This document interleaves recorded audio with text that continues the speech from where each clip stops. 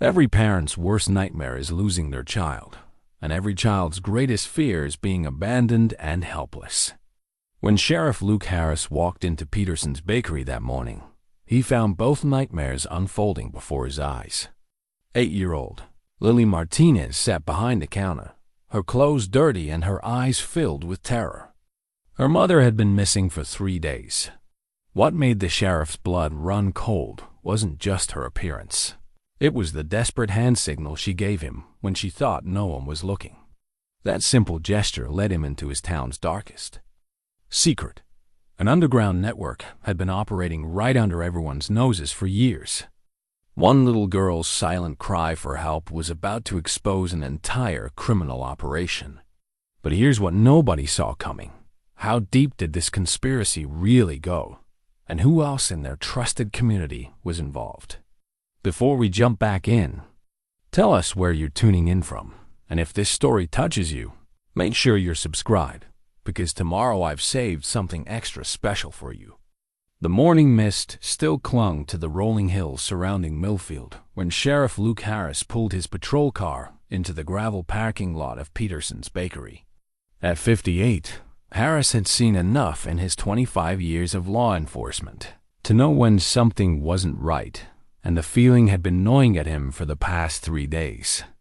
Sarah Martinez had vanished without a trace, leaving behind only her 8-year-old daughter and a growing sense of unease that settled over their small farming community like a heavy blanket. Milfield wasn't the kind of place where people disappeared.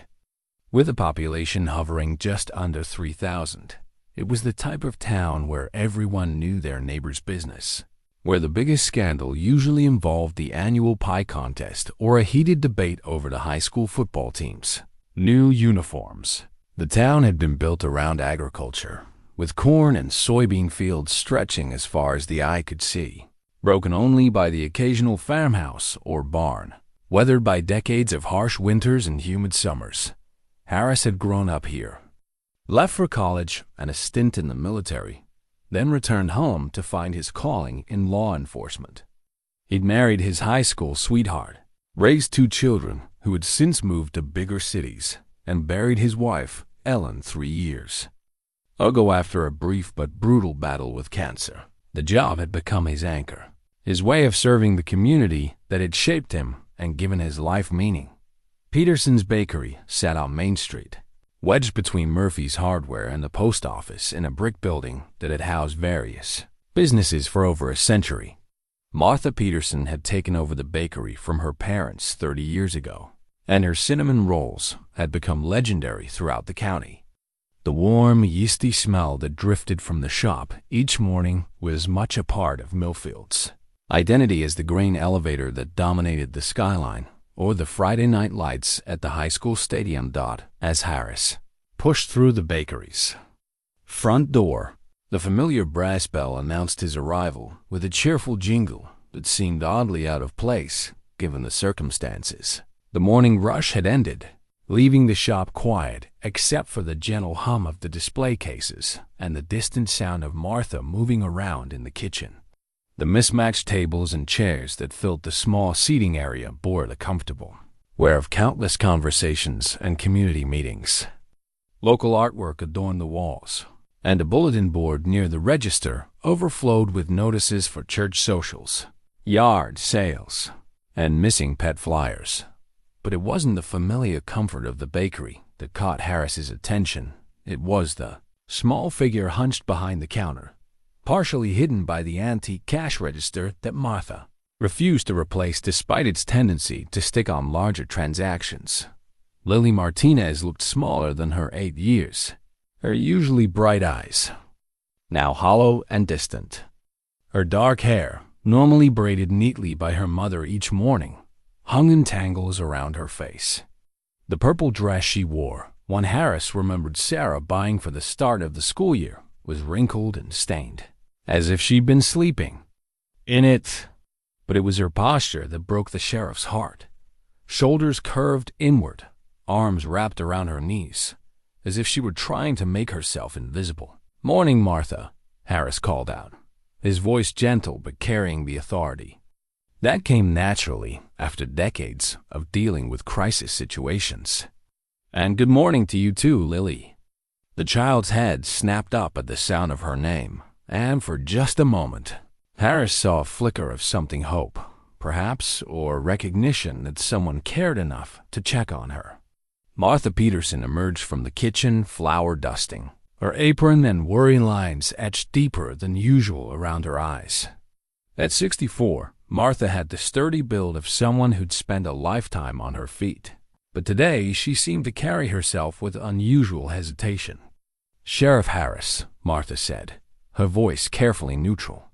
"Your usual coffee? That would be fine. Thank you." Harris approached the counter slowly, his trained eye taking in details. Lily had positioned herself so she could see both the front door and the entrance to the kitchen. Her hands were clasped tightly in her lap, knuckles white with tension. A small backpack sat beside her, bulging with what appeared to be hastily packed belongings. "How are you holding up, sweetheart?" Harris asked Lily, crouching down so he was at her eye level. He'd learned over the years that children responded better when adults didn't tower over them, especially children who had experienced trauma. Lily's response was barely above a whisper. "I'm okay," but she wasn't okay. Harris could see it in the way she flinched when the bakery door opened to admit Mrs. Henderson picking up her weekly order of dinner rolls. He could see it in the dark circles under her eyes and the way she seemed to shrink further into herself when voices rose in normal conversation. Most telling of all was the way she kept glancing toward the kitchen door, as if expecting something or someone to emerge from the shadows. "Lily's been staying here with me since," Martha's voice caught slightly. "Since Sarah went missing. Didn't seem right to leave her alone in that apartment." Harris nodded, accepting the steaming cup of coffee Martha handed him. The apartment Martha referenced was a modest 2-bedroom unit above Thompson's Insurance Agency, where Sarah had been living since her divorce 2 years earlier. Sarah worked as a freelance bookkeeper, managing accounts for several local businesses, work that allowed her to be home when Lily got out of school, but also meant her income was unpredictable. The missing person file Harris had been building over the past 3 days painted a picture of a woman who was careful, responsible, and devoted to her daughter. Sarah's car had been found in the parking lot of the grocery store, keys still in the ignition, purse on the passenger seat with wallet and phone intact. Security footage from the store showed her entering at 7:23 p.m., but she never appeared on any of the exit cameras. It was as if she had simply vanished somewhere between the produce section and the checkout lanes. "Mrs. Peterson," Harris said, settling into one of the worn wooden chairs. "I know we've been over this, but I need to ask again. Did Sarah mention anything to you about being worried or scared? Maybe someone bothering her or any problems with her work?" Martha's hands fluttered nervously as she wiped down the already spotless counter. She seemed tired lately, maybe a bit stressed about money. You know how it is for single mothers, always worrying about making ends meet. But scared? She paused, glancing at Lily. "No, I wouldn't say scared." Harris noticed the pause. The way Martha's eyes didn't quite meet his when she spoke. In his experience, good people often made poor liars, and Martha Peterson was fundamentally good people. There was something she wasn't saying, something that made her uncomfortable. But pushing too hard now, especially with Lily present, might cause Martha to shut down completely. "What about you, Lily?" Harris asked gently. "Did your mom seem worried about anything before she went to the store that night?" Lily's response was so quiet, he had to lean forward to hear it. She was on the phone a lot. She would go in the bathroom and close the door when she talked. The child paused, then added, "She cried sometimes after the calls." This was new information. Harris made a mental note to check Sarah's phone records more carefully. The phone had been in their purse, locked, and while they'd been able to see recent calls to and from known numbers, Lily's school, the grocery store, a few of her clients, They hadn't been able to access her voicemails or text messages without a warrant, and Judge Morrison had been reluctant to approve one for what appeared to be a simple missing person case. The bakery fell quiet except for the tick of the grandfather clock Martha's father had installed in the corner 50 years ago. Harris studied Lily's face, noting the intelligence behind her frightened eyes. Children often saw and heard more than adults realized, and their observations could be crucial in cases like this. But he also knew that traumatized children needed to feel safe before they would open up completely. "Lily," he said carefully, "have you been sleeping okay here at the bakery?" She nodded, but her eyes darted quickly to Martha and then to the kitchen door. "Mrs. Peterson made me a bed in the back room. It's nice and warm." "That's good. And you're eating?" "Yes, sir. Mrs. Peterson makes me breakfast every morning." Harris sensed there was more she wanted to say, but something was holding her back. Perhaps it was loyalty to Martha, who had taken her in during the worst crisis of her young life. Or perhaps it was fear of what might happen if she said the wrong thing, or fear that speaking up might somehow make her mother's disappearance permanent. The morning sun slanted through the bakery's front windows, casting long rectangles of light across the worn wooden floors. Dust motes danced in the beams, and for a moment, the scene felt almost peaceful. But Harris's instincts, honed by years of experience, told him that beneath the surface calm, something was very wrong in Millfield. Sarah Martinez wasn't the type to abandon her daughter. She wasn't the type to disappear without explanation.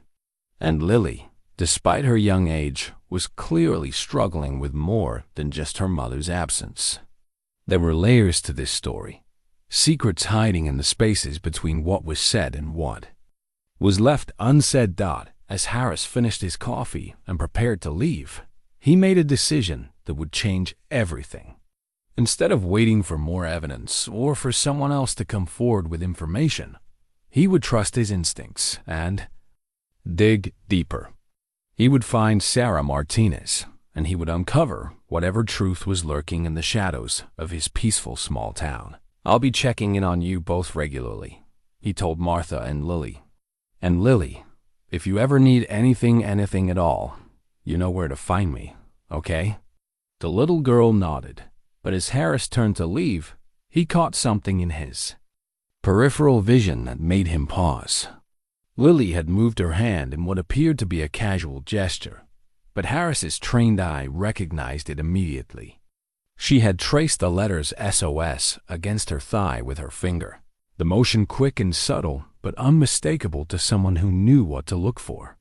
Their eyes met for just a moment, and in that instant, Harris understood. Lily wasn't just grieving her missing mother. She was asking for help in the only way she felt safe to do so. The child was in danger, and she knew it. The SOS signal haunted Harris for the rest of the morning. By noon, he'd made up his mind to return to the bakery, this time with a different approach. He parked his patrol car 2 blocks away and walked back, entering through the rear alley door that Martha used for deliveries. The back room of the bakery was cramped but organized, filled with industrial-sized bags of flour and sugar, mixing bowls that had seen decades of use, and the comforting smell of rising bread. Martha looked up from a tray of cooling cookies, surprise flickering across her face. "Sheriff, I wasn't expecting.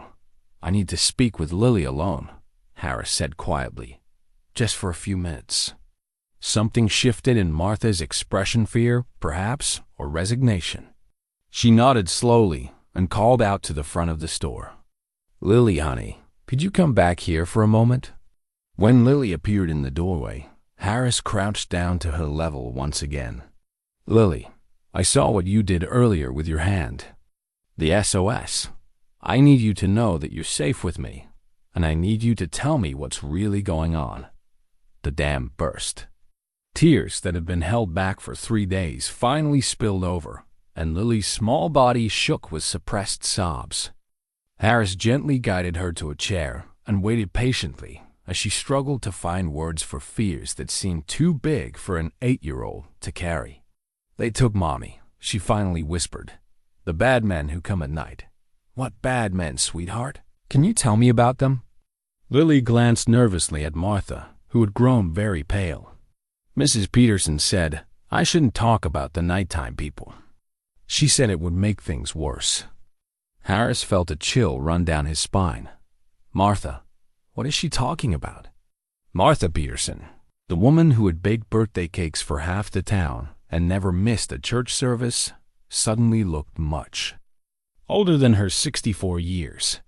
Her hands trembled as she untied her apron. Sheriff, there are complicated things, that I can't or won't? Harris's voice carried the authority of his badge. A child is asking for help, Martha.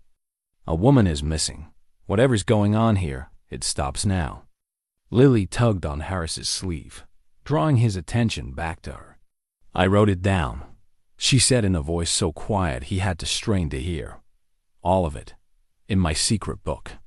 She reached into her backpack and pulled out a small composition notebook, the kind elementary school children use for their writing assignments. The cover was decorated with stickers of unicorns and rainbows, heartbreakingly innocent given the circumstances. But as Harris opened the notebook, he realized that Lily had been documenting something far from innocent. The pages were filled with careful observations, written in the neat handwriting of a bright 8-year-old. Some entries were accompanied by crude drawings, stick figures representing the nighttime people Lily had mentioned. The dates went back nearly 2 months, and the pattern they revealed made Harris's blood run cold. September 15th. 2 cars came after the bakery closed. Mrs. Peterson went downstairs with the man in the black coat. September 22nd. Mommy was scared when she picked me up. She kept looking over her shoulder. October 3rd. I saw the lady from the city hall talking to the black coat man in the alley. She gave him a big envelope. October 10th. Mommy started making phone calls in the bathroom. She sounded angry. The entries continued, each one more disturbing than the last. Lily had been witnessing clandestine meetings, unexplained visitors, and increasingly suspicious behavior from adults she trusted. But the most chilling entries came from the week before Sarah's disappearance. October 18th. Mommy found something in her work papers that made her cry. She called someone and said she was going to make them stop. October 20th. The black coat man looked at me funny when Mommy and I were leaving the bakery. Mommy grabbed my hand really tight. October 22nd. Mommy told me if anything ever happened to her, I should find Sheriff Harris and show him my secret book. She made me promise. Harris looked up from the notebook to find both Martha and Lily watching him intently. Martha's face had gone ashen, while Lily seemed relieved to finally have someone taking her seriously. Lily, Harris said carefully, in your drawings, you show Mrs. Peterson going downstairs. What's downstairs? The old basement, Lily replied, matter-of-factly. It's where they have the meetings. Harris had been in Peterson's bakery countless times over the years, but he'd never noticed a basement entrance. Can you show me? Lily nodded and led him to what appeared to be a storage closet near the back of the kitchen. But when she moved aside a stack of empty flour sacks, Harris could see the outline of a door that had been painted to match the surrounding wall. The door was secured with an old-fashioned skeleton key lock. I don't know, I know about the key, Lily said, reaching up to a shelf lined with mason jars filled with various baking supplies. Her small fingers found a gap between 2 jars and pulled out an ornate brass key that looked like it belonged in a Victorian mansion rather than a small-town bakery. Martha Peterson finally found her voice. Sheriff, please understand, they told me they'd hurt her if I said anything. They told me they'd hurt both Sarah and Lily. Who told you this, Martha? I don't know all their names, she said, wrapping her arms around herself as if trying to hold herself together. The man in the black coat, Tom Crawford from the real estate office. He said they just needed to use the basement for business meetings. Said it was temporary, and they'd pay me well for the inconvenience. Tom Crawford. Harris knew him by reputation, a successful businessman who'd moved to Millfield 5 years earlier and quickly became involved in local politics. He owned several commercial properties in town and had been pushing for development projects that many longtime residents opposed. What kind of business meetings, Martha? I don't know. I never went down there. But people came at all hours, men and women I'd never seen before, cars with out-of-state license plates. And sometimes her voice dropped to a whisper. Sometimes I heard crying, like someone was hurt or scared. Harris felt the familiar tightness in his chest that came when a case took a dark turn. The picture emerging from Lily's journal and Martha's reluctant admissions suggested something far more serious than a simple missing person case. This had the hallmarks of organized criminal activity, possibly involving multiple jurisdictions. Martha, I need you to lock up the bakery and take Lily somewhere safe. Do you have family out of town? My sister lives in Springfield, about 2 hours away. Call her. Tell her you're coming for a visit, and don't mention any of this over the phone. Pack a bag for both of you and leave within the hour. Pack a bag for both of you and leave for both of you and leave within the hour. Martha nodded, some of her natural steadiness returning now that someone else was taking charge. What about you, Sheriff? What are you going to do? Harris looked down at the brass key in his palm. Its weight somehow heavier than its size should account for. I'm going to find out what's in that basement. And then I'm going to find Sarah Martinez. As Martha bustled around gathering their belongings, Harris knelt beside Lily one more time. You did the right thing, sweetheart. Your mom would be proud of how brave you've been. Will you find her? Lily asked, her eyes bright with unshed tears. I promise you, I will do everything in my power to bring your mom home safe. It was a promise Harris wasn't sure he could keep, but looking into the face of this frightened child, he knew he had to try. The basement key felt cold in his hand, and somewhere in the darkest corner of his mind, he suspected that what lay beyond that hidden door would change everything he thought he knew about his quiet hometown. 20 minutes later, Harris watched Martha's old Honda Civic disappear down Main Street, Lily's small face visible in the passenger window until they turned the corner. Then he walked back into the bakery, locked the front door, and flipped the sign to closed. It was time to discover what secrets lay beneath Peterson's bakery, and what those secrets might have cost. Sarah Martinez. The brass key turned easily in the lock, as if it had been used recently. The door swung open to reveal a narrow wooden staircase descending into darkness. Harris clicked on his flashlight and began his descent into whatever nightmare had been hiding beneath the wholesome facade of freshly baked bread and community gathering. With each step downward, the temperature seemed to drop, and the cheerful sounds of Main Street faded away. At the bottom of the stairs, Harris found himself in a basement that was far larger than the bakery above, extending under what appeared to be several adjacent buildings. The space had been converted into something that looked more like a conference room than a storage area, complete with folding tables, chairs arranged in neat rows, and a projector screen mounted on one wall. But it was what he found hidden behind a false wall that made Harris realize the true scope of what he was dealing with. Maps marked with routes through multiple states, ledgers filled with coded notations, and photographs of people, men, women, and children, who looked scared, lost, and desperate. This wasn't just about Sarah Martinez anymore. This was about something much larger, much darker, and much more dangerous than anything Millfield had ever seen before. Harris spent 2 hours in that basement, photographing everything with his phone and carefully documenting the evidence he'd discovered. The map showed a network of routes connecting small towns across 3 states' towns that, like Millfield, were off the beaten path and had minimal law enforcement presence.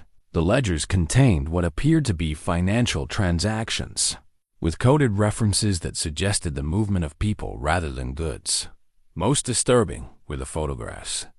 Dozens of them, showing individuals of various ages who all shared the same haunted expression.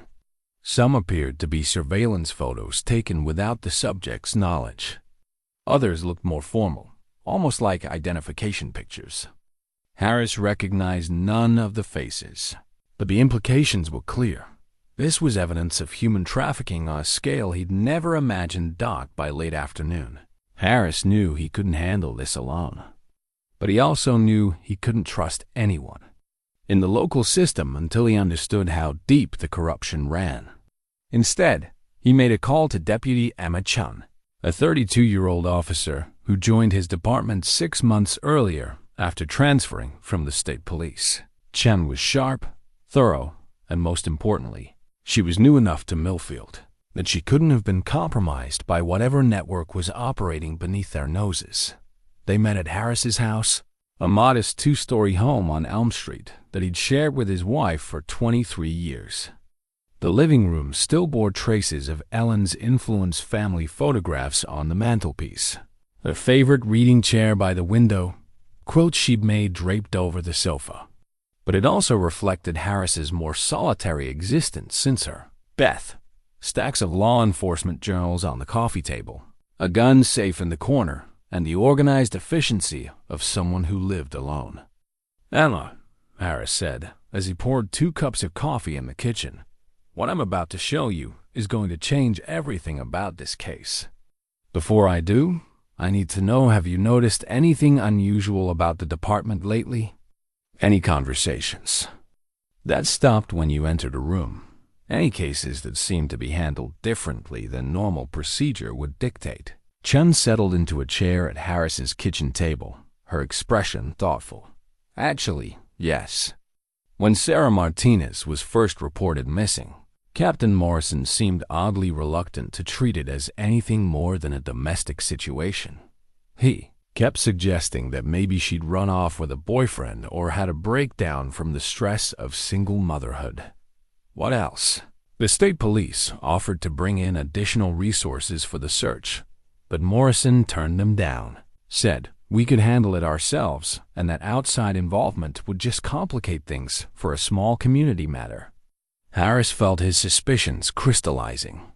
Captain James Morrison had been with the department for 15 years, longer than Chun, but not as long as Harris.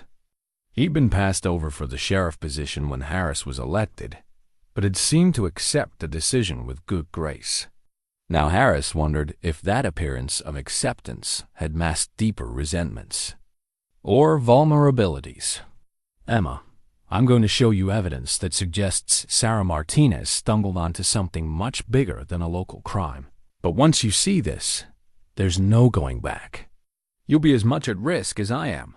Chun met his gaze steadily. "Sheriff, I didn't become a law enforcement officer to avoid risk. Show me what you found." Harris spread the photographs and documents from the basement across his kitchen table. As Chun studied the evidence, her expression grew increasingly grim. She had the background to understand what they were looking at. The maps, the coded financial records, the surveillance photos all pointed to a sophisticated trafficking operation. "This is federal," she said finally. "We need to contact the FBI immediately." "I agree, but carefully. If Captain Morrison is compromised, we have to assume others might be as well. We need someone clean, someone from outside the local system." Chun nodded and pulled out her phone. "I know an agent at the Springfield field office. Maria Santos. We worked a joint operation when I was with the state police. She's solid." While Chun made the call, Harris continued studying the ledgers. The coded notations were beginning to make sense. Dates, numbers that could represent payments, and what appeared to be destination codes. One entry from 3 weeks ago caught his attention. SM inquiry, containment required. The timing coincided perfectly with when Lily had noted her mother's increasing anxiety and secretive phone calls. "Agent Santos can meet us tomorrow morning," Chum reported. but she wants to know if we have any idea where Sarah Martinez might be held. Harris had been thinking about that. The basement operation appeared to be primarily administrative, a coordination center rather than a holding facility. But the map showed several rural locations marked with symbols he didn't recognize. One was less than 30 miles from Millfield, at what appeared to be an abandoned farm property. "There's something else," Harris said. "Tom Crawford from the real estate office. He's been involved in several property transactions over the past 2 years. Rural properties, mostly, that were purchased through shell companies. If I were running an operation like this, I'd need isolated locations for temporary holding." Chun was already pulling up property records on her laptop. Crawford's name appears on transactions for 4 different properties within a 50-mile radius. All of them are in foreclosure situations where the previous owners were forced to sell quickly. As they worked through the evening, a picture emerged of a carefully planned operation that had been building in their area for at least 2 years. The network appeared to use small towns as waypoints, moving people through a series of safe houses and temporary holding facilities before transporting them to final destinations. Local officials were either corrupted through bribes or intimidated through threats, ensuring minimal interference from law enforcement. Sarah must have discovered something in her bookkeeping work, Harris said. Maybe she noticed irregularities in the financial records of businesses she worked for, or maybe she accidentally saw something she wasn't supposed to see. And when she started asking questions, Chun began. "They silenced her," Harris finished. "But they kept her alive because killing a local resident would draw too much attention." Around midnight, they decided to conduct surveillance on the closest of the rural properties Chun had identified. It was an old dairy farm that had been abandoned for several years, located on a dead-end road surrounded by dense woods. The property records showed it had been purchased 18 months ago by something called Midwest Agricultural Holdings, which further investigation revealed to be a shell company with ties to Tom. Crawford's real estate business thought they drove out in Chun's personal vehicle, a nondescript sedan that wouldn't attract attention if spotted. The farm was dark, except for a single light in what appeared to be the old farmhouse's kitchen window. But as they watched from a concealed position half a mile away, using binoculars to observe the property, they noted several details that suggested the location was far from abandoned. Tire tracks in the dirt driveway were fresh, made by multiple vehicles within the past few days. A generator hummed quietly behind the barn, providing power that wouldn't show up on utility company records. Most telling of all, they observed 2 men making regular patrols around the perimeter of the property, their movements suggesting military or security backgrounds. "We found something," Chun whispered, "but we can't move without backup." Harris agreed, but every instinct told him that time was running out. If Sarah was being held here, her captors might decide to move her at any moment. The network had already demonstrated its willingness to make people disappear, and Sarah's knowledge made her a significant liability. As they prepared to leave and meet with Agent Santos in the morning, Harris made a decision that would define everything that followed. "Emma, I need you to promise me something. If anything happens to me, if I disappear or have an accident, you make sure Agent Santos gets all of this evidence. And you make sure Lily Martinez stays safe. Nothing's going to happen to you, Sheriff. I hope you're right." But Sarah Martinez probably thought the same thing. The next morning brought an unseasonably cold October rain that turned Millfield streets into rivers of gray water and fallen leaves. Harris met Agent Maria Santos at a truck stop 20 miles outside of town, choosing neutral ground where they were unlikely to encounter anyone who might report back to the wrong people. Santos was a compact woman in her 40s with intelligent dark eyes and the no-nonsense demeanor of someone who'd spent years working complex cases. "Deputy Chun filled me in on the basics," Santos said as they sat in a corner booth of the truck. "Stop's dire, speaking quietly over coffee and eggs that neither of them had much appetite for. Human trafficking networks using small towns as waypoints. Local corruption. A missing woman who may have discovered the operation. It's bigger than that, Harris said, sliding a manila folder across the table. We found this in Sarah Martinez's apartment last night. What they'd found was a small SD card hidden inside a hollowed-out book on Sarah's bedroom shelf. The card contained dozens of video files that Sarah had apparently recorded secretly over the past month. The footage was shaky and often poorly lit, shot through windows or from hiding places, but it provided clear evidence of the criminal network's activities.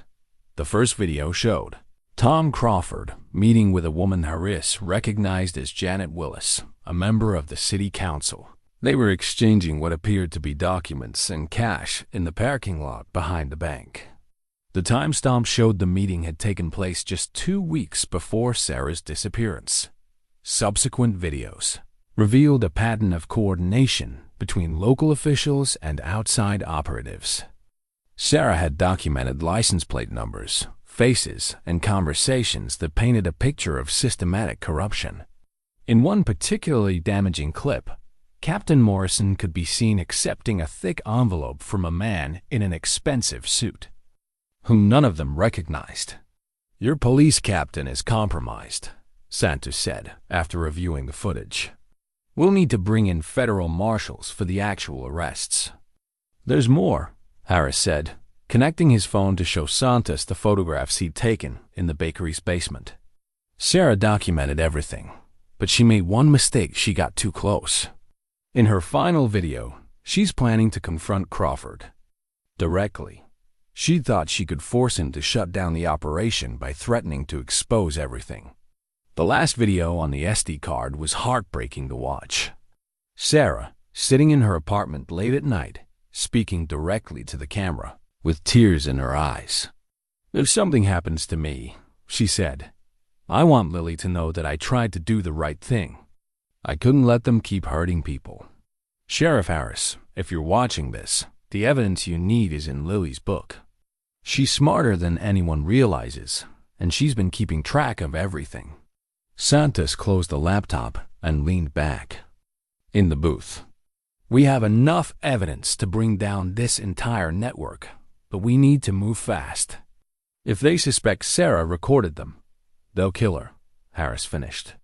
"If they haven't already—" "No, I don't think they have. Dead bodies bring investigations, and these people have been careful to avoid that level of scrutiny. But they'll move her soon, probably out of state or out of the country entirely." Santos pulled out her phone and began making calls. Within an hour, she'd arranged for a team of federal agents to converge on Millfield, along with state police units that could be trusted. The operation would begin that evening, with simultaneous raids on the bakery basement, the abandoned farm, and several properties connected to Tom Crawford's business interests. But as they finalized their plans, Harris received a call that changed everything. "Sheriff, this is Martha Peterson." Her voice was shaky, barely controlled panic. "They found us. At my sister's house in Springfield, they took Lily." Harris felt the world tilt around him. "What do you mean they took her?"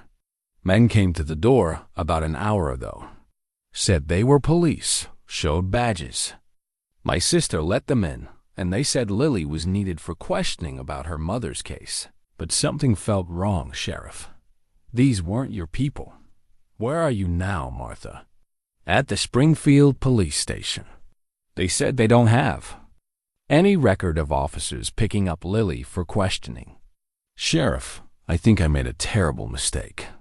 Harris closed his eyes, feeling the weight of responsibility settle on his shoulders like a physical burden. He'd promised to keep Lily safe, and he'd failed. The network had been watching, waiting for them to move the child to a location they could access. "Agent Santos," he said after ending the call, "they have the little girl now." This just became a kidnapping case. Santos's expression hardened. That was sloppy of them. Kidnapping a child, brings federal charges that carry life sentences. They're getting desperate. Or they're preparing to disappear entirely, Harris said. Clean up loose ends and vanish. Chun had been monitoring police communications throughout their meeting, and she looked up from her radio with grim news. Captain Morrison just put out a bulletin saying that Sheriff Harris is wanted for questioning in connection with Sarah Martinez's disappearance. He's claiming you've been conducting an unauthorized investigation and interfering with official procedures. They're moving against us, Santos said. We need to accelerate our timeline. Harris stood up, his decision made. I can't wait for federal procedures and proper channels. They have an 8-year-old girl, and every minute we delay puts her in more danger. Sheriff, if you're going alone, I'm not going alone. But I'm not going to wait for backup that might arrive too late.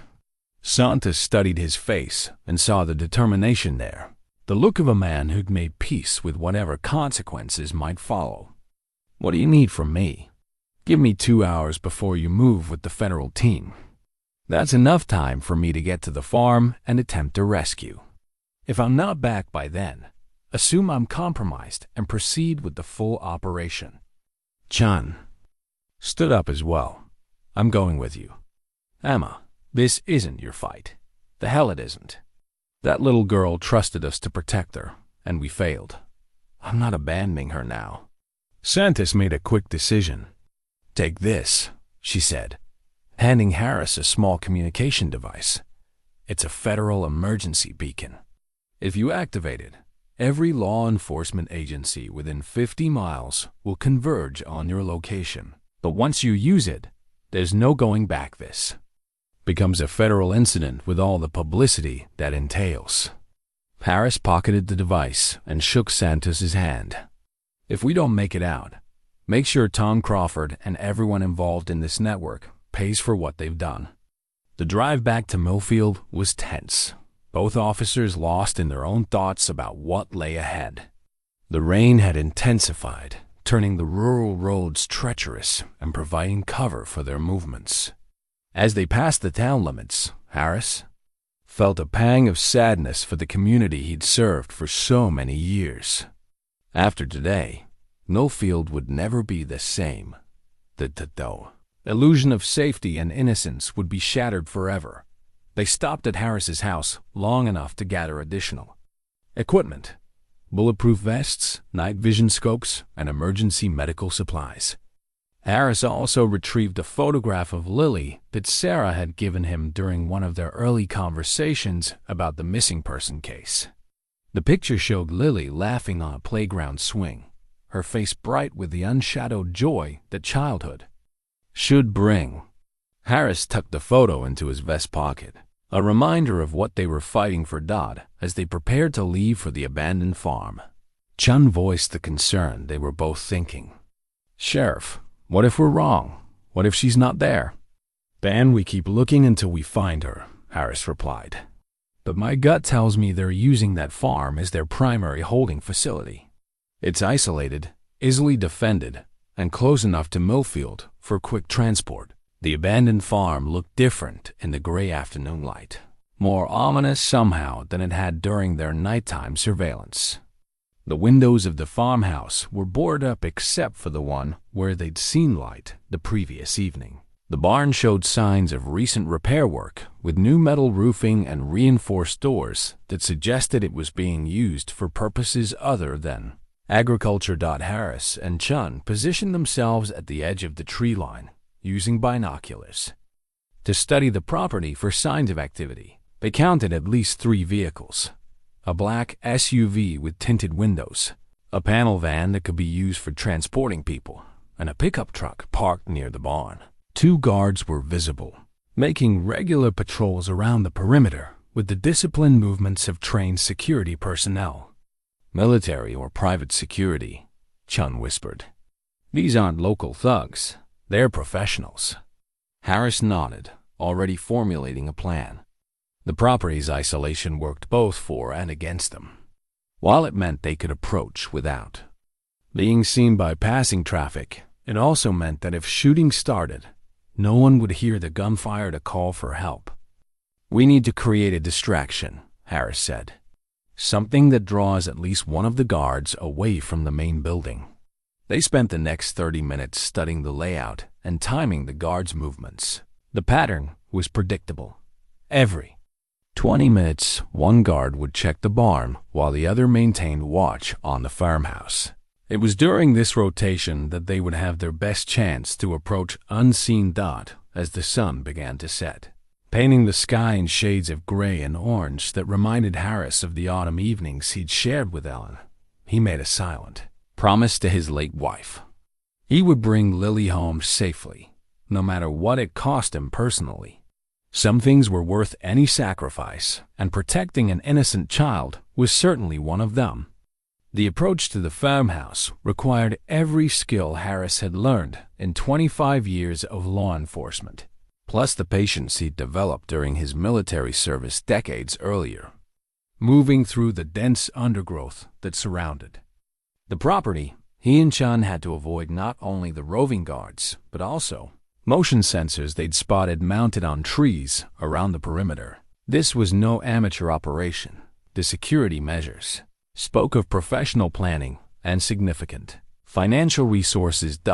They reached the back of the farmhouse just as full darkness settled over the countryside. Through a gap in the boarded windows, Harris could see into what had once been the kitchen.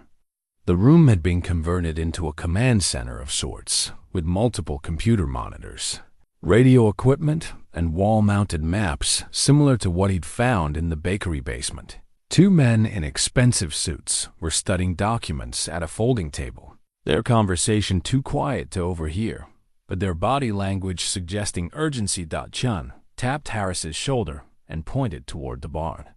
Through the open doorway they could see additional light and movement. More importantly, they could hear voices, including what sounded like a child crying. Harris felt his heart rate spike.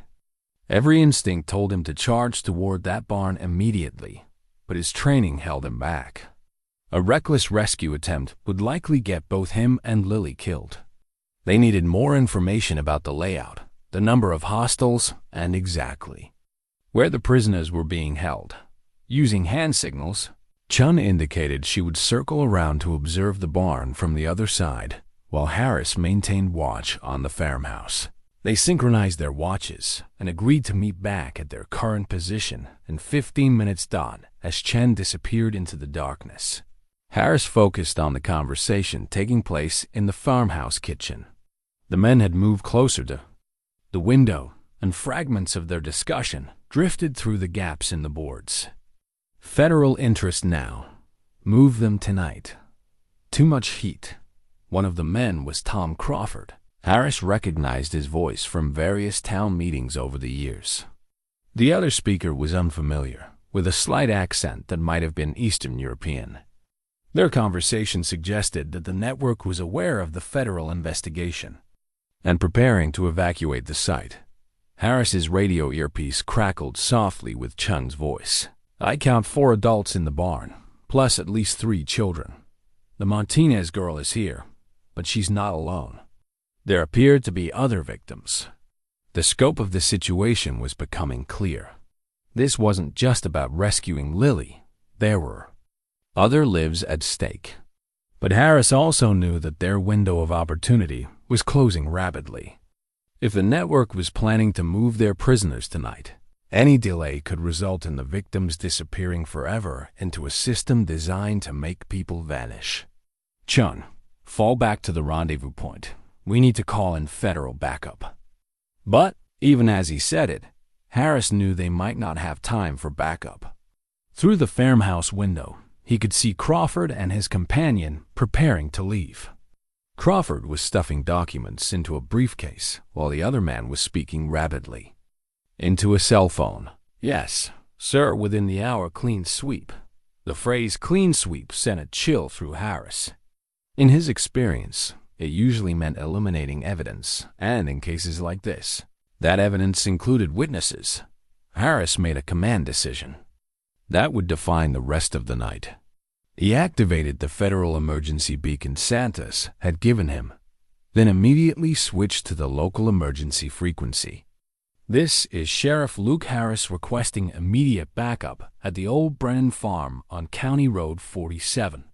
Multiple hostiles, kidnapping in progress, children in immediate danger." He knew the transmission would bring every available law enforcement officer in the county, including Captain Morrison. But it would also bring state police and federal agents. And in a situation involving child hostages, jurisdiction questions would have to wait. The response was immediate. Within minutes, Harris could hear sirens approaching from multiple directions. But he could also see increased activity at the farm as the network realized their operation had been compromised. Crawford burst out of the farmhouse and ran toward the barn, shouting orders that Harris couldn't quite make out. Vehicle engines started, and Harris realized the criminals were preparing to flee, possibly with their prisoners. "Chun, they're mobilizing. We can't wait for backup?" "Understood." Moving to intercept the barn exit, Harris left his concealed position and sprinted toward the farmhouse, hoping to prevent Crawford from reaching the barn and potentially harming the hostages. But as he reached the front porch, the door flew open and Crawford emerged with a pistol in his hand. "Sheriff Harris," Crawford said, his voice remarkably calm for someone whose criminal empire was collapsing around him. "I thought you might turn up here eventually." "It's over, Tom. Federal agents are on their way, and your entire network is compromised." Crawford smiled, but there was no warmth in it. "Nothing is over, Sheriff. You have no idea how deep this goes or how many people depend on our operations continuing. We provide a service that certain clients are willing to pay very well for." "You're talking about human trafficking, Tom. There's no justifying that. Justification is a luxury for people who don't understand the realities of the modern world. Some people are simply more valuable in certain markets than they are in their current circumstances." The casual way Crawford discussed human beings as commodities made Harris's stomach turn. But he needed to keep the man talking while Chun moved into position and backup arrived. What about Sarah Martinez? She was just a bookkeeper trying to support her daughter. Sarah Martinez made the mistake of thinking she could threaten us. She had evidence that could have disrupted a very profitable operation. We offered her money to keep quiet, but she refused. Some people simply can't be reasoned with. "Where is she, Tom?" Crawford glanced toward the barn, where shouting voices and the sound of vehicles suggested chaos was erupting. "Sarah is no longer your concern, Sheriff. But you should know that her daughter has proven to be quite valuable. Bright children from good families command premium prices in certain markets." The cold-blooded way Crawford discussed Lily's fate triggered something primal in Harris. This wasn't just about law enforcement anymore. It was about protecting a child from monsters who saw her only as a commodity. "You're not taking that little girl anywhere," Harris said, his hand moving slowly toward his weapon. "Actually, Sheriff, I think you'll find that we are." Crawford raised his pistol, but before he could fire, a shot rang out from the direction of the barn. Chen's voice crackled through Harris's earpiece. "One hostile down, but they're loading prisoners into vehicles. You need to stop Crawford from reaching the barn." Harris didn't hesitate. He drew his weapon and dove to the side as Crawford fired, the bullet splintering the wooden porch railing where Harris had been standing. The sheriff rolled behind an old farm implement and returned fire, forcing Crawford to take cover behind his vehicle. The firefight that erupted in the farmyard was brief but intense. Crawford was clearly experienced with weapons, but Harris had the advantage of cover and defensive position. More importantly, Harris was fighting for something Crawford couldn't understand: the life of an innocent child and the promise he'd made to bring her home safely. As sirens grew louder in the distance, Crawford seemed to realize his situation was becoming untenable. Instead of continuing the gunfight, he made a desperate run toward the barn, apparently hoping to use the hostages as leverage for his escape. Harris pursued, but the muddy ground and obstacles scattered around the farmyard slowed his progress. By the time he reached the barn, Crawford had disappeared inside, and Harris could hear shouting and what sounded like children crying. "Chun, status report," Harris whispered into his radio. "I'm positioned at the north side of the barn. I can see 2 vehicles preparing to leave, but I can't get a clear shot without risking the hostages." Crawford just entered through the main door. Harris assessed the situation quickly.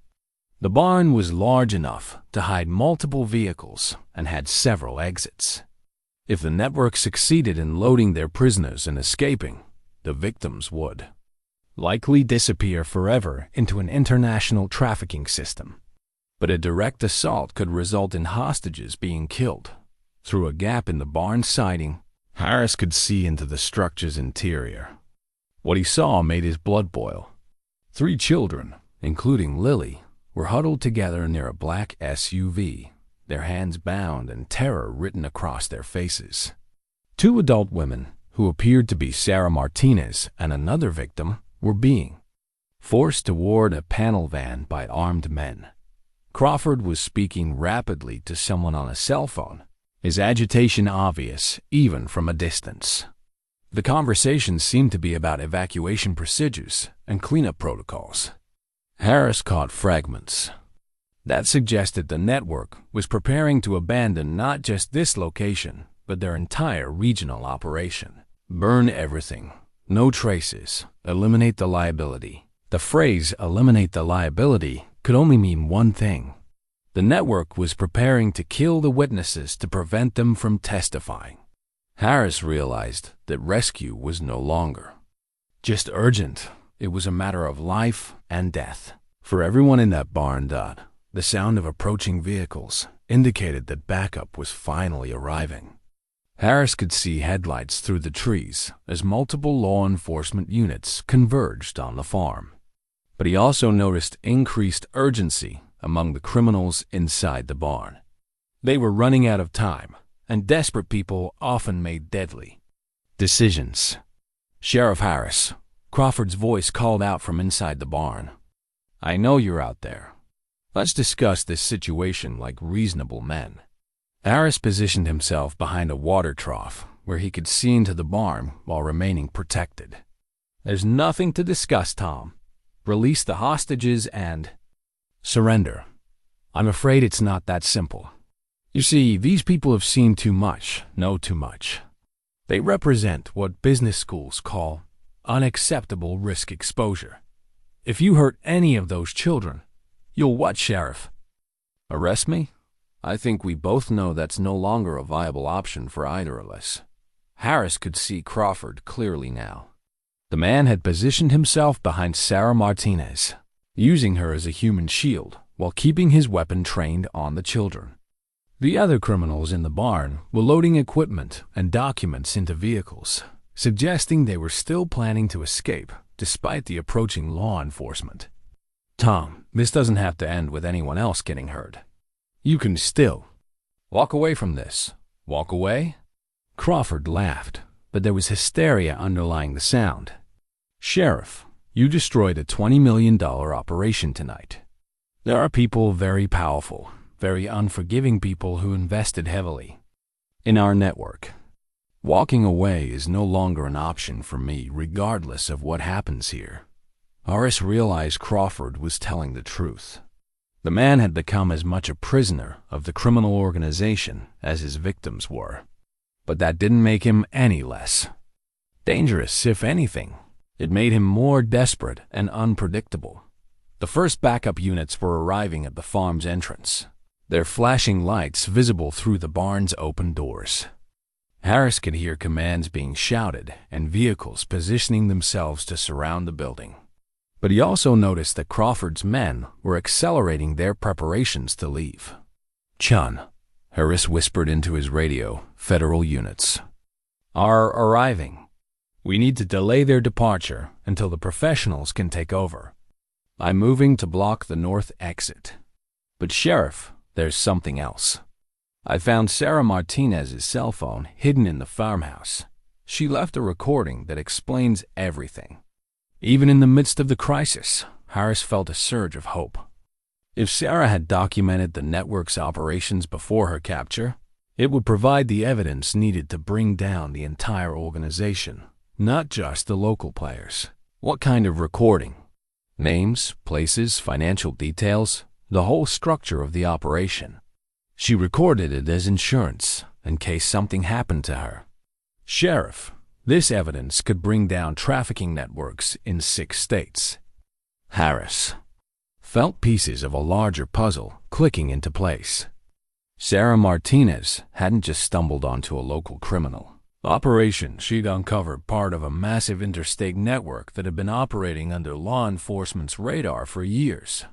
Her bookkeeping skills had allowed her to trace financial connections that revealed the true scope of the enterprise. Chun, get that recording to Agent Santos immediately. Whatever happens here tonight, that evidence needs to survive. Inside the barn, Crawford was becoming increasingly agitated as he realized that escape was no longer possible. Federal agents were establishing a perimeter around the property, and their professional approach was very different from the local law enforcement. He'd been bribing and intimidating for years. "Sheriff," Crawford called out, his voice now carrying clear desperation, "I have a proposition for you. Walk away now, and I'll release the children unharmed. Stay, and I guarantee they'll be caught in the crossfire." Harris looked at Lily's terrified face through the gap in the barn siding. The 8-year-old was trying to be brave, but he could see her small body shaking with fear. Next to her, the other children looked even younger, victims who had probably been snatched from their families and fed into a system designed to destroy their innocence. "No deal, Tom. Those children are going home tonight." "Then their blood is on your hands, Sheriff." Harris knew Crawford was bluffing. Killing the hostages would eliminate any leverage he had for negotiating with federal authorities. But he also knew that desperate men sometimes made irrational decisions, and Crawford was clearly at the breaking point. The sound of helicopters approaching added another layer of urgency to the situation. Federal tactical teams would be on the ground within minutes, bringing resources and expertise that far exceeded anything Harris could provide. But they would also bring protocols and procedures that might not account for the immediate danger. Facing the hostages, Harris made another command decision. Instead of waiting for federal teams to take over, he would create an opportunity for the hostages to escape during the confusion of the expanding law enforcement response. It was risky, but sometimes the right choice was the dangerous one. The tactical situation at the farm changed dramatically when Captain Morrison arrived on scene. Harris watched through his scope as Morrison's patrol car pulled up to the command post that federal agents were establishing at the farm's entrance. From his position behind the water trough, Harris couldn't hear the conversation, but he could see gestures and body language that suggested Morrison was trying to assert local jurisdiction over the federal operation. Agent Santos emerged from her command vehicle and approached Morrison, her posture indicating professional courtesy but firm authority. Harris expected to see the normal interagency coordination that occurred during joint operations. Instead, what he witnessed made his blood run cold. Morrison handed Santos what appeared to be an official document, likely a jurisdictional challenge or a court order designed to limit federal involvement. But as Santos read the document, Morrison stepped closer and spoke quietly in her ear. Harris couldn't hear the words, but he could see Santos's body language change from professional confidence to alarm, then to what looked like betrayal. "Chun," Harris whispered into his radio, "something's wrong with the federal response. Morrison just did something that has Agent Santos concerned." "Sheriff, I'm monitoring their radio communications. Morrison is claiming that you've gone rogue and that this entire situation is the result of your unauthorized investigation. He's requesting that federal units stand down and allow local authorities to handle the situation." Harris felt the world shift around him. Morrison wasn't just corrupt. He was actively working to protect the trafficking network, even as it was being exposed. Worse, he was positioning Harris as the villain in the situation, potentially neutralizing federal support. At the moment when it was most needed, Chun, get to Agent Santos immediately. Show her Sarah's recording and make sure she understands that Morrison is compromised. But even as Harris gave the order, he could see federal agents beginning to pull back from their forward positions. Morrison's jurisdictional claim was apparently carrying weight, at least temporarily, and the tactical advantage that federal involvement had provided was evaporating inside the barn. Crawford seemed to sense the shift in the situation. His voice carried new confidence when he called out to Harris again. "Sheriff, it appears your federal friends are having second thoughts about their involvement here. Perhaps it's time for you to have second thoughts as well." Harris realized that Crawford had been in communication with Morrison throughout the crisis. The network's sophistication included real-time intelligence about law enforcement responses, which explained how they'd managed to operate undetected for so long. The sound of Chun's voice in his earpiece carried urgent worry. "Sheriff, Morrison is telling the federal team that you're emotionally compromised due to the death of your wife and that you've developed an unhealthy obsession with this case. He's claiming that you manufactured evidence and that the children in the barn are actually runaways who will be returned to their families through proper social services channels. That's insane. What about Sarah's recording? He's claiming it's fabricated. Sheriff, they're buying it. Some of the federal units are actually withdrawing." Harris felt a rage unlike anything he'd experienced since Ellen's death. Morrison wasn't just betraying the oath he'd taken as a law enforcement officer. He was condemning innocent children to lives of exploitation and abuse. The corruption ran deeper than Harris had imagined, reaching into levels of law enforcement that should have been above suspicion through the barn opening. Harris could see Crawford's men preparing to leave again, apparently emboldened by the reduction in federal pressure. Vehicles were being started, and the hostages were being moved toward the transportation that would take them away from any hope of rescue. Harris made a decision that effectively ended his law enforcement career, but might save the lives of innocent children. He activated his radio on the emergency frequency that all local, state, and federal units would monitor. "This is Sheriff Luke Harris. Captain James Morrison is a paid operative of the human trafficking network currently holding children hostage at this location. I repeat, Captain Morrison is compromised and working to protect criminal operations.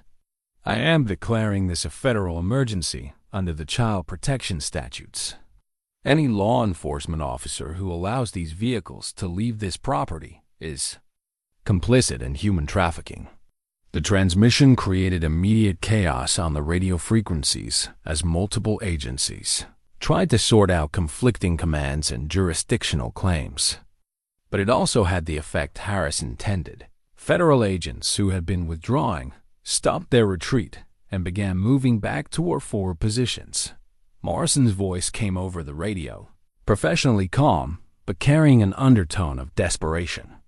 "All units, Sheriff Harris is experiencing a psychological crisis and should be considered armed and dangerous. Federal units are advised to withdraw and allow trained negotiators to handle the situation." But Agent Santos's voice cut through the confusion with federal authority. "This is FBI Special Agent Santos. I have evidence supporting Sheriff Harris's claims about Captain Morrison. All federal units resume tactical positions. This is now a federal child endangerment operation." Harris felt a surge of relief. Chun had successfully delivered Sarah's recording to Santos, and the federal agent was choosing to trust the evidence rather than Morrison's claims. But he also knew that the situation remained precarious. Crawford still held the hostages, and Morrison's corruption meant that some law enforcement personnel might be working against the rescue effort. The realization that his own captain had been working for the trafficking network reframed everything Harris thought he knew about the case. Morrison's reluctance to treat Sarah's disappearance seriously, his refusal of state police assistance, his attempts to limit the investigation, all of it made sense now. Morrison had been protecting the network from the beginning, feeding them information about law enforcement activities and steering investigations away from their operations. "Sheriff," Crawford's voice carried from the barn, "your Captain Morrison has been quite helpful to our organization over the past 2 years. Did you know he has a son attending a very expensive private college? Tuition, room, board, and living expenses for a young man with expensive tastes, it adds up quickly." Harris understood. Morrison hadn't been corrupted through greed, but through love and desperation. His son's college expenses had made him vulnerable to the network's financial inducements, and once he'd accepted their money, he'd become trapped in an escalating spiral of compromise and criminality. Tom, Morrison's financial problems don't justify what you've done to these children. Justify? Crawford laughed bitterly. "Sheriff, this isn't about justification. It's about supply and demand. There are clients willing to pay enormous sums for what we provide, and there are people desperate enough to take the risks involved in providing it. Morrison is just one small part of a very large economic system." The casual way Crawford discussed human trafficking as business economics revealed the true horror of what Harris was confronting. This wasn't random criminality or local corruption. It was industrialized exploitation operating with the efficiency and ruthlessness of any other profitable enterprise. Federal helicopters were approaching again, their searchlights beginning to illuminate the farmyard. Crawford's window of opportunity for escape was closing rapidly, but Harris knew that desperate men with nothing left to lose often chose to take others down with them. The next few minutes would determine whether the children in that barn went home to their families or disappeared forever into a system designed to destroy everything innocent and pure about childhood. Harris checked his weapon and prepared for whatever final confrontation lay ahead. The standoff at the barn stretched into its second hour as federal tactical teams established a complete perimeter around the property. Agent Santos had taken operational control, and her professional approach brought a level of coordination that Harris hadn't seen during the initial chaotic response. But with that professionalism came protocols and procedures that seemed to move at a frustratingly slow pace while children remained in immediate danger. Harris had withdrawn to the federal command post at Santos's request, officially to be debriefed about the situation, but practically to prevent him from taking any more unauthorized action. From his position behind the command vehicle, he could monitor radio communications and observe the tactical deployment, but he felt helpless as precious time passed without visible progress toward rescuing the hostages. "Sheriff," Santos said, approaching with a tablet displaying building schematics, "we need your knowledge of the local terrain and the individuals involved. Our thermal imaging shows 7 people inside the barn, 4 adults and 3 children. Can you identify the adults?" Harris studied the heat signatures on the screen. "Crawford is definitely one of them. The others are likely hired muscle from outside the area. But Agent Santos, there's something you need to understand about Crawford. He's not just a local criminal who got in over his head. His business dealings show connections to major organized crime syndicates. This operation has resources and backup plans that go well beyond what we're seeing here." Santos nodded grimly. "We're aware. The evidence Deputy Chun provided about the network's financial structure suggests connections to trafficking operations in at least 6 states. Crawford's capture could provide intelligence about organizations we've been trying to penetrate for years." "What about Captain Morrison?" "In federal custody as of 20 minutes ago. He's already asking for a deal in exchange for information about the network's law enforcement contacts." Santos paused, then added quietly, "Sheriff, There are implications here that go beyond your department.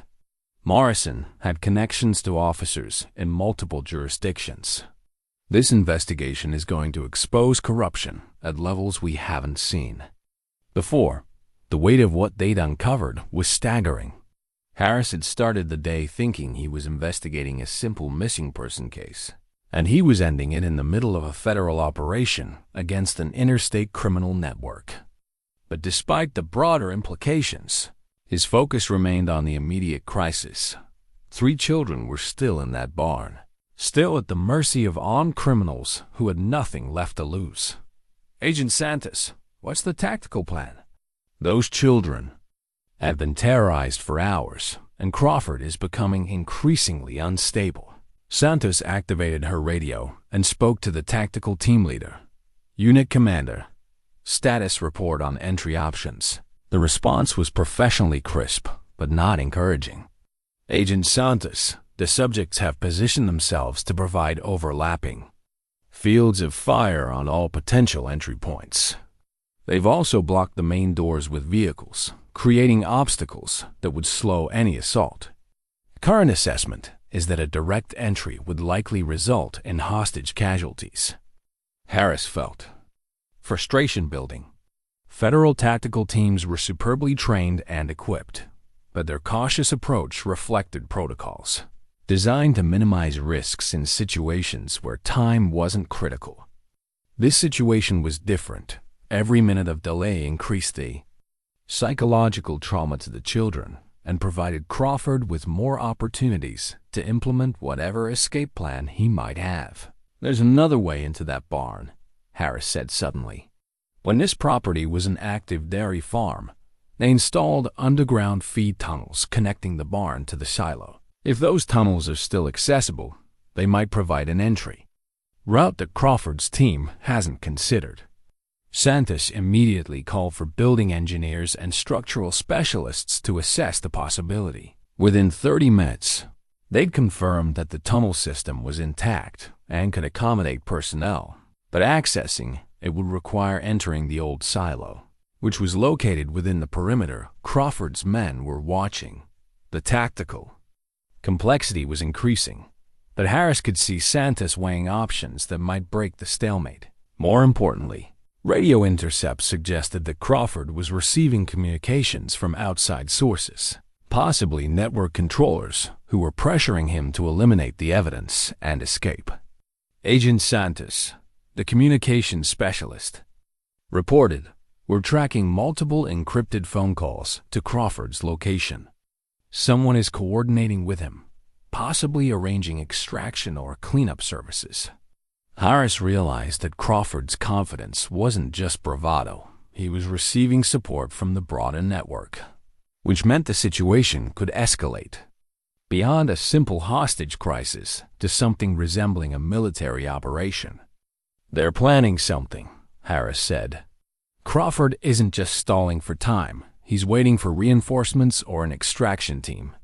Santos's expression hardened. "Then we need to move before those reinforcements arrive." The decision was made to attempt entry through the tunnel system, while maintaining the visible perimeter to prevent Crawford from realizing the approach. Harris volunteered to guide the tactical team through the tunnels, since his knowledge of the property layout was essential, and his presence might help calm the children when they were reached out as the tactical team prepared their equipment. Harris found himself thinking about the choices that had led to this moment. 24 hours earlier, he'd been a small-town sheriff dealing with what seemed like a routine missing person case. Now, he was preparing to crawl through underground tunnels to rescue children from an international trafficking network while his own captain sat in federal custody for corruption. "Sheriff," Agent Santos said, approaching with body armor and communication equipment, "I need you to understand the risks involved in what we're about to attempt. If Crawford's team detects our approach through the tunnels, they could collapse the passages or flood them, trapping anyone inside." Harris accepted the equipment and began putting on the tactical vest. "Agent Santos, when I became a law enforcement officer, I swore an oath to protect and serve. Those children in that barn are counting on us to honor that oath, regardless of the personal risks involved. Deputy Chan appeared at Harris's side, also equipped with tactical gear. I'm going with you, Sheriff. Emma, this isn't. Sheriff. With respect, this is exactly what I signed up for when I became a law enforcement officer. Those children need rescuing, and you need backup you can trust completely. Santos studied both officers and made her decision. All right, but you follow tactical team protocols exactly. This is a federal operation now, and any deviation from the plan could compromise the entire mission. As the tactical team conducted final equipment checks and reviewed the tunnel approach route, Harris found himself thinking about Lily Martinez and the courage she'd shown in documenting the network's activities despite her fear. That 8-year-old girl had essentially launched the investigation that was now culminating in a federal operation against an interstate criminal organization. Her bravery deserved to be honored with a successful rescue. The tunnel entrance was accessed through a maintenance shaft in the old silo, requiring team members to descend 20 feet on a rusted ladder before entering the horizontal passage that led toward the barn. The tunnels were narrow, damp, and filled with decades of accumulated debris, but they appeared structurally sound and large enough to accommodate the tactical team's movement. Radio check. Santos's voice crackled through Harris's earpiece as the team prepared to enter the tunnels. Harris, clear. Chan, clear. Tactical 1 through 6, all clear. Harris took a deep breath of the crisp October night air, knowing it might be the last fresh air he'd breathe for a while. Then he followed the tactical team leader into the darkness below ground, moving toward a confrontation that would determine whether 3 innocent children went home to their families or disappeared forever into a nightmare designed by adults who had abandoned every principle of human decency.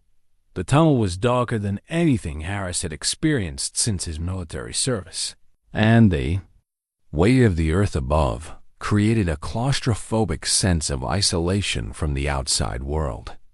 But somewhere ahead, through hundreds of yards of underground passage, 3 children were waiting for rescue, and that knowledge was enough to drive Harris forward through whatever obstacles lay ahead. The tunnel system beneath the old dairy farm was a maze of concrete passages that had been designed to move feed efficiently from storage silos to the main barn. What the original builders hadn't anticipated was that decades later, these same tunnels would serve as an infiltration route for a federal tactical team attempting to rescue kidnapped children. Harris crawled through the narrow passage behind the tactical team leader, his knees scraping against rough concrete and his shoulders, brushing the tunnel walls with every movement. The air was stale and thick with decades of accumulated dust, making each breath a conscious effort. Behind him, Chun and the rest of the tactical team moved with practiced silence, their equipment carefully secured to prevent any noise that might alert Crawford's men to their approach. The tunnel route to the barn was longer than the building schematics had suggested, requiring nearly 30 minutes of careful movement through passages that alternately narrowed to barely shoulder width and opened into junction chambers, where multiple feed lines had once converged. At each junction, the team leader consulted a handheld GPS unit and structural diagrams to ensure they were following the correct path toward their target. Thermal imaging shows the subjects haven't moved. Santos's voice whispered through their earpieces. You're approximately 50 meters from the barn access point. Harris could feel his heart rate increasing as they approached their destination. The success of the entire operation depended on reaching the barn without detection, then coordinating their entry with the external tactical teams to prevent Crawford from harming the hostages during the confusion of the assault. The tunnel began to slope upward as they neared the barn, and Harris could hear faint sounds from above voices, footsteps, and what might have been equipment being moved. More disturbing were the sounds he thought might be children crying, though the concrete and earth muffled the noise enough that he couldn't be certain. Contact. the tactical team leader whispered, holding up a closed fist to halt the teams. Advance. Through the darkness ahead, Harris could see a faint rectangle of light, the access panel that would allow them to enter the barn's lower level. The team leader moved forward, alone to assess the entry point while the rest of the team held position. Harris used a pause to check his equipment and mentally prepare for what lay ahead. He'd been in dangerous situations before, both during his military service and in his law enforcement career, but never with stakes this high and never involving children whose lives depended on his actions. Entry point is clear, the team leader reported. No guards posted at the tunnel access, preparing to breach. Santos's voice crackled through their earpieces with final instructions. Remember, primary objective is hostage safety. Crawford and his men are secondary targets. Do not engage unless fired upon or unless hostages are in immediate danger. Harris understood the priorities, but he also knew that in the chaos of a tactical assault, split-second decisions would determine who lived and who died. Crawford had already demonstrated his willingness to use violence, and desperate men often chose to take others down with them rather than surrender. The access panel opened with a slight creaking sound that seemed deafeningly loud in the underground silence. The team leader peered through the opening, then signaled for the rest of the team to advance. One by one, they climbed through the panel into the barn's lower level. The barn's basement was larger than Harris had expected, with concrete floors and heavy timber supports that had been designed to handle the weight of agricultural equipment and stored feed. But what caught his attention immediately was evidence of recent modification: new electrical wiring, ventilation systems, and reinforced walls that suggested the space had been converted for purposes far different from its original agricultural function. This level has been extensively modified, Chine whispered, examining the improvements. Professional construction, high-quality materials. They've invested significant money in this facility. Harris realized they weren't just looking at a temporary holding facility. This was part of a permanent infrastructure designed to support ongoing trafficking operations. The network's sophistication went beyond what he'd imagined, suggesting resources and planning that indicated major organized crime involvement. The team leader located a staircase leading to the barn's main level and positioned the tactical team for coordinated entry. Through the wooden floor above, they could hear voices and movement that confirmed the location of Crawford's group and the hostages. Overwatch reports movement toward the vehicles, Santos's voice reported. Subjects appear to be preparing for departure. You are authorized to initiate. Harris felt the familiar surge of adrenaline that preceded dangerous action. Everything they'd worked for over the past 24 hours was about to be decided in the next few minutes. The children's lives, the success of the federal investigation, and the exposure of the trafficking network all depended on the tactical team's ability to reach the hostages before Crawford could harm them or facilitate their escape. On my mark, the team leader whispered, positioning his hand on the door handle that would take them into the barn's main level. 3, 2, 1. The door burst open, and Harris found himself looking into a scene from his worst nightmares. 3 children sat bound and terrified in the corner of the barn, while Lily Martinez and another woman were being forced toward vehicles by armed men. Crawford stood in the center of the space, a pistol in his hand and an expression of desperate fury on his face. Federal agents. The tactical team leader shouted, "Drop your weapons and step away from the hostages." For a moment, the scene seemed frozen in time. Crawford's men looked uncertainly between their weapons and the federal agents, who had appeared as if from nowhere. The hostages pressed themselves against the barn wall, seeking any protection they could find. Crawford himself seemed stunned by the sudden appearance of the tactical team.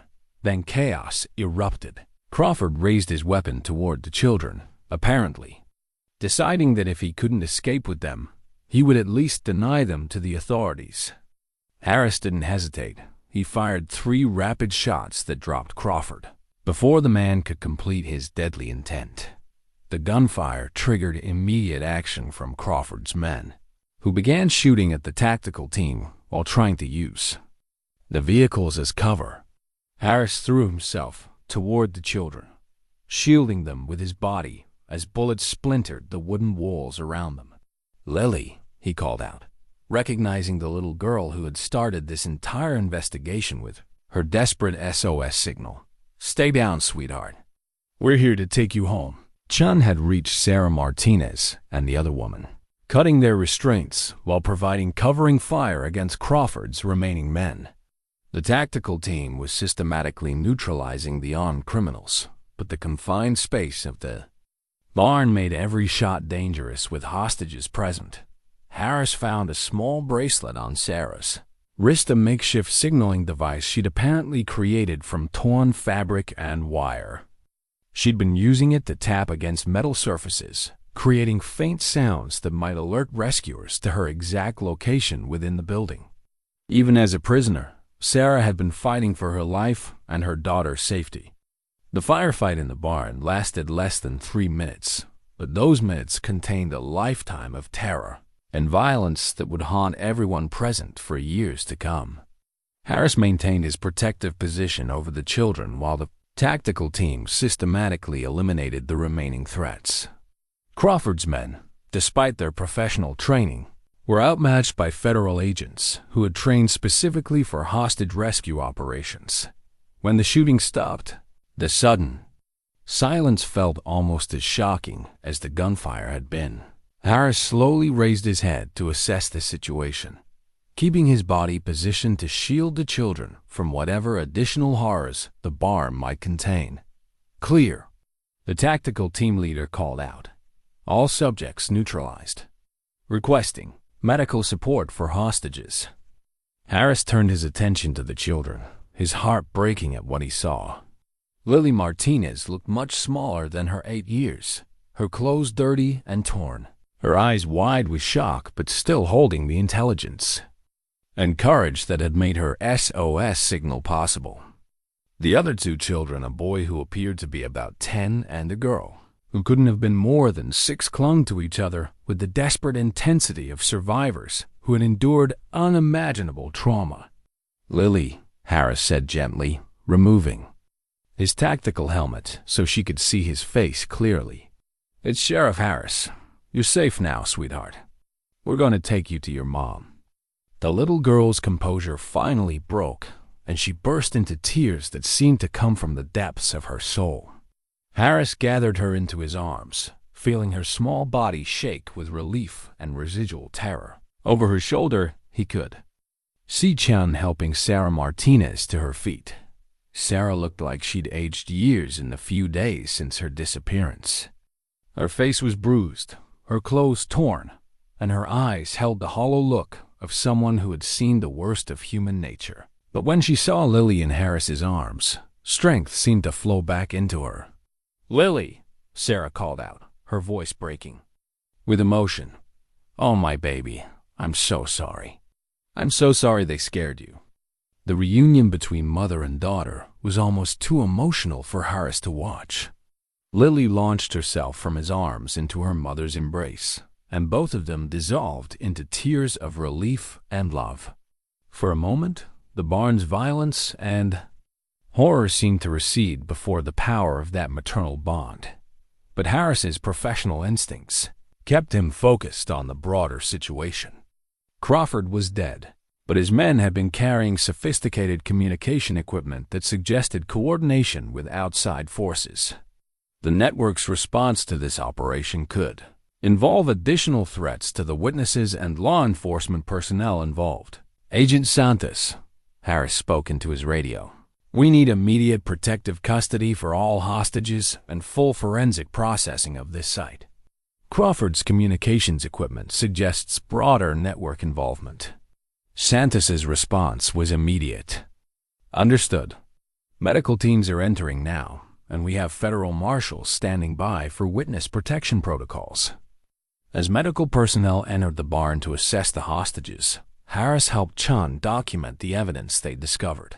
In addition to the communications equipment, Crawford's group had been carrying detailed files on their trafficking operations names, locations, financial records, and what appeared to be a complete organizational chart of the network's structure. "Sheriff," Chun said, examining a laptop computer that had survived the firefight, "this contains everything. Client lists, payment records, transportation schedules. It's a complete breakdown of the entire trafficking network." Harris realized they'd struck the intelligence jackpot. Crawford's arrogance and confidence in his security had led him to carry operational details that would allow federal authorities to dismantle trafficking operations across multiple states. Sarah Martinez's courage in documenting the network's activities had ultimately led to evidence that could save hundreds of potential victims. The other woman who had been held hostage was a social worker named Jennifer Walsh, who had disappeared from a neighboring county 6 weeks earlier while investigating reports of missing children. Her professional knowledge had allowed her to gather additional intelligence about the network's operations and methods.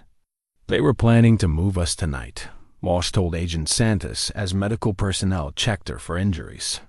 There was talk about a ship in New Orleans and international buyers. We were scheduled to be transported in the morning. Harris felt sick and how close they'd come to losing the hostages forever. If the tactical operation had been delayed by even a few more hours, Sarah, Lily, and the other victims would have disappeared into an international trafficking system designed to make people vanish without a trace dot as the immediate crisis ended, and federal agents began the complex process of evidence collection and witness debriefing. Harris found himself thinking about the broader implications of what they'd uncovered. The corruption in his own department was just one small part of a network that had infiltrated law enforcement agencies across multiple jurisdictions.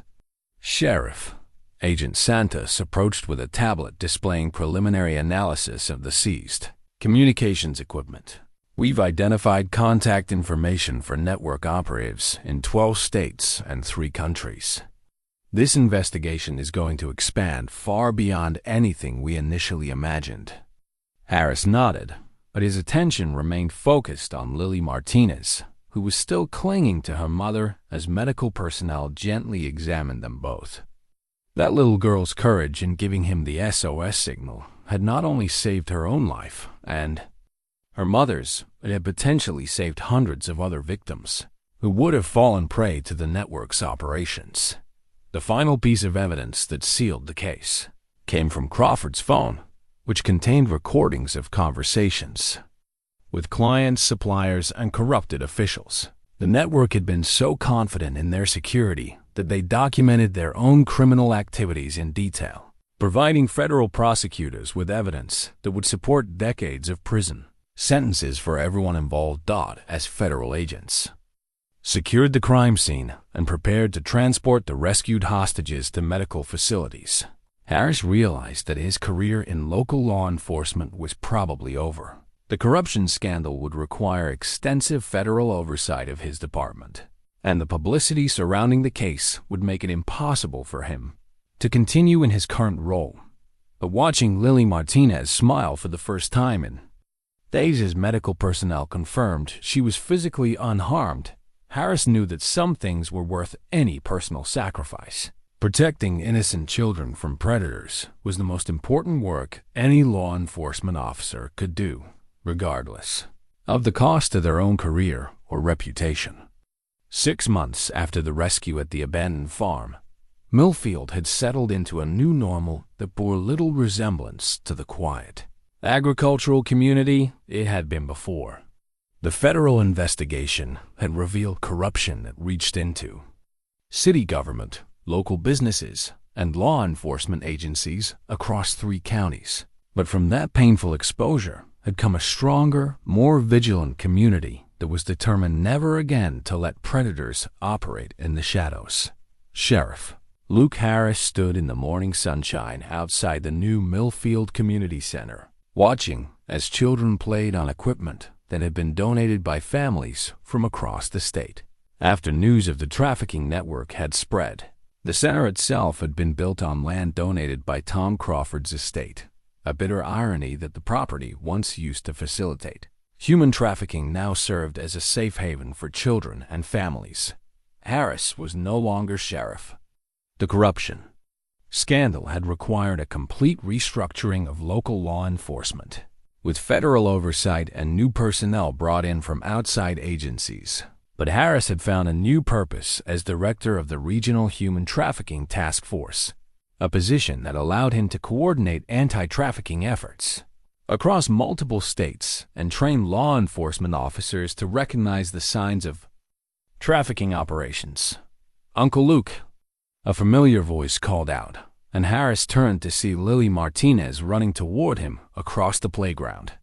She looked like a completely different child from the terrified 8-year-old he'd found in Peterson's bakery 6 months earlier. Her smile was bright and genuine. Her clothes were clean and cheerful, and most importantly, her eyes held the carefree happiness that every child deserved. Lily and Sarah had relocated to a larger city, where Sarah could pursue her degree in social work while maintaining the privacy and security that their experience required. But they returned to Millfield regularly to visit the community that had rallied around them during their darkest hour. "How are you doing, sweetheart?" Harris asked, crouching down to give Lily a hug. "I'm good," she said with the straightforward honesty of childhood. "Mom says I'm going to help other kids who get lost like I did." Harris's throat tightened with emotion. Even at 8 years old, Lily had already decided to dedicate her life to helping other victims of trafficking.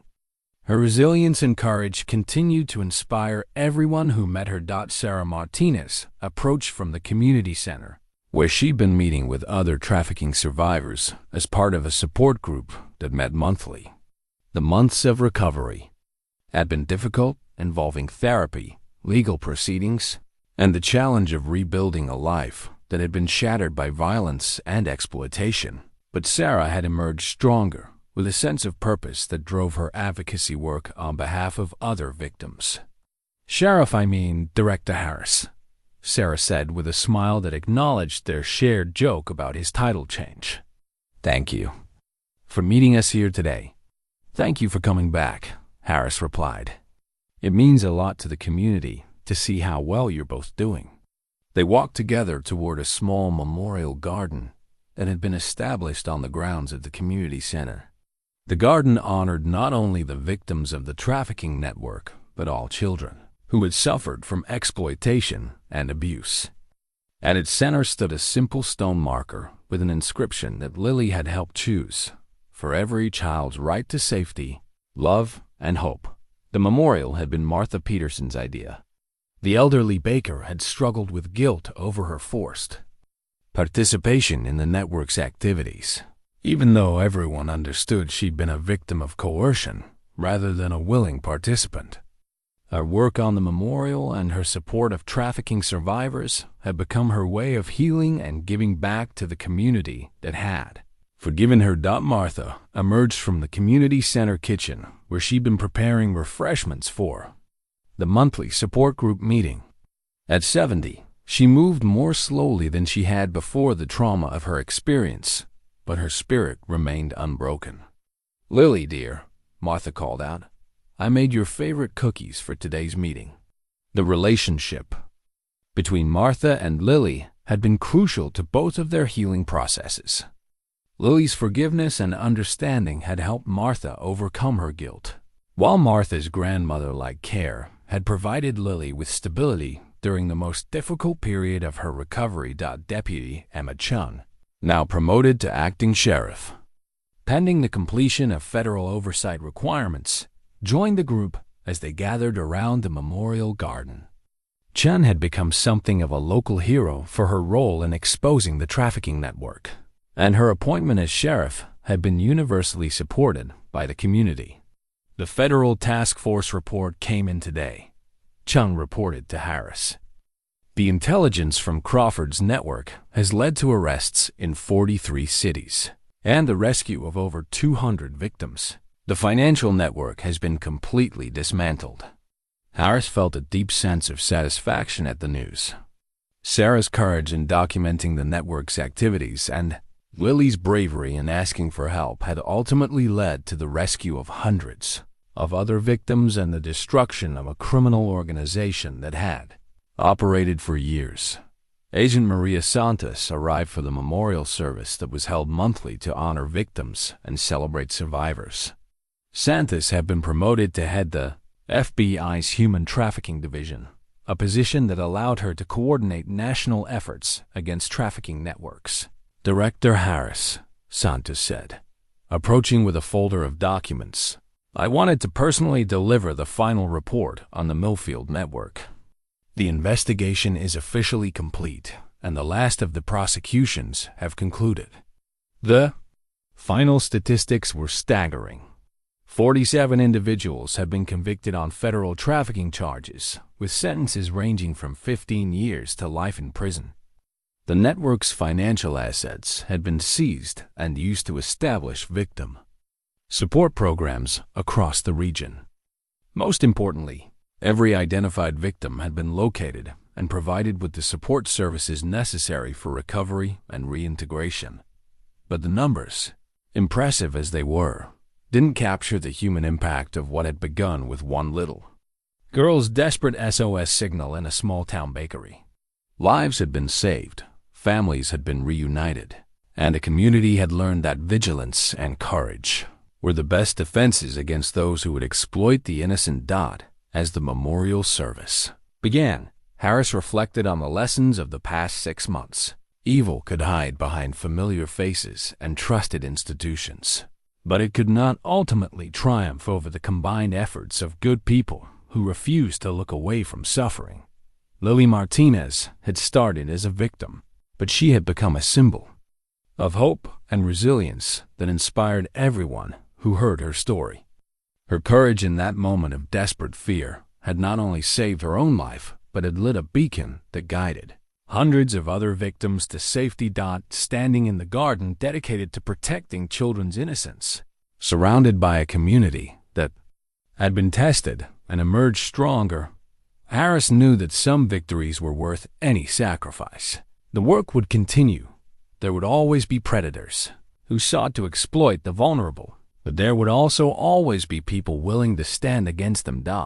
As Lily placed a small bouquet of flowers at the memorial stone, Harris made a silent promise to continue the fight for every child's right to safety, love, and hope. It was a promise he intended to keep for the rest of his life, honoring the courage of one little girl who had changed everything with a simple signal for help.